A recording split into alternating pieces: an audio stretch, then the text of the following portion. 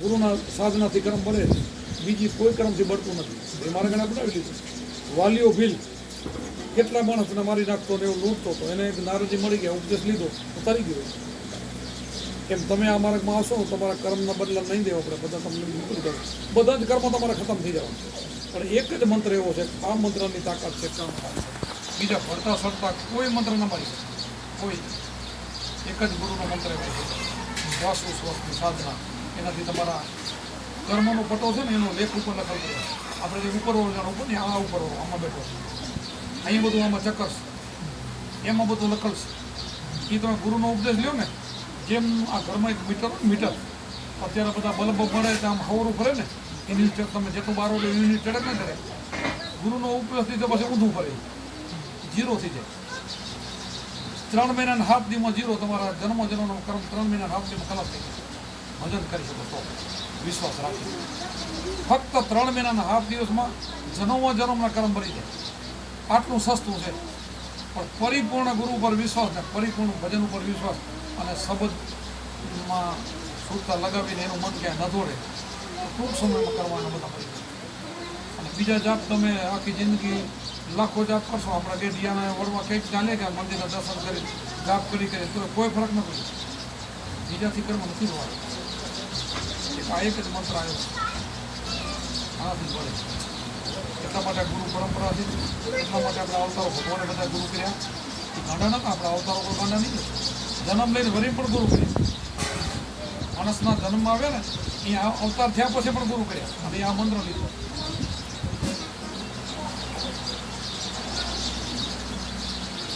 આ મહામંત્ર જેને કહેવામાં આવે. શિવજી જ્યારે જ્યાં ધ્યાનમાં સમાધિ ચડતી છે, આ જ મંત્ર જપતા હતા. એ કોઈ બીજાનું નામ નતા લીધું. રામ પણ વશિષ્ઠ પાસે ઉપદેશ આ જ મંત્રનું જાપ કરે. એ મંત્ર તમને મળે છે તો આપણે ભાગશાળી કહેવાય. અને પછી સાચો ભગવાન આપણે જરા બેઠો છે અંદર, એના દર્શન થાય, પ્રત્યક્ષ મળી જાય. આ કાલ્પનિક આપણો બહારેલો. આ જગતમાં મંદિરો બનાવે, બધા માણસો જ બનાવે ને. તમે કડિયા કામ જાણતો, તમે મંદિરમાં કડિયા કામ કરો, એક પલસ્તર કામ કરે, સુતારો તો દરવાજા બનાવે, કલરવાળો કલરનું કામ કરે, બધા અલગ અલગ માણસો બધું કરે. પછી મૂર્તિ ઘડવાવાળો એ બધી આમ કાંકરાથી જઈને પથ્થરમાં કરીને એનો આકાર બનાવે, પછી એને બ્રાહ્મણ વળી પ્રતિષ્ઠા કરીને બેહારે. બધા જ માણસ ભેરા થઈને ભગવાનને પધરામણા કરે. હવે એ તો માણસનો બેહારો, તમારી અંદર બેઠો રહે એ તો ઓટોમેટિક આવીને આ મંદિરે એને બનાવીને પછી પોતો બેઠો છે. આ બીંબુ બનાવીને પછી અંદર બેસી ગયો. હવે જાણવાનો એને છે, ઓળખવાનો એને છે. ને આપણે આપણો બનાવેલો છે એમાં માથા ફોડીએ છીએ. એને કંઈક તું મને આપતું કે તારી એક થોડીક બે કે તારો બહેરે હું પહેરો. હવે એ તો આપણો બહેરે પહેરો, એ ના આપે, આ પાછો આપે. હા, તમે બોલો એ કરી શકો, એ તમે વિચારો એ ખબર છે. આને તમારે મનમાં જે વિચાર આવે ને એ બધી એને ખબર છે. આપણે કંઈક ખાનામાંના કાંઈક કર્મ કરીએ, ખાનું મનું કાંઈક કરી નહીં આપો એ ભેગો.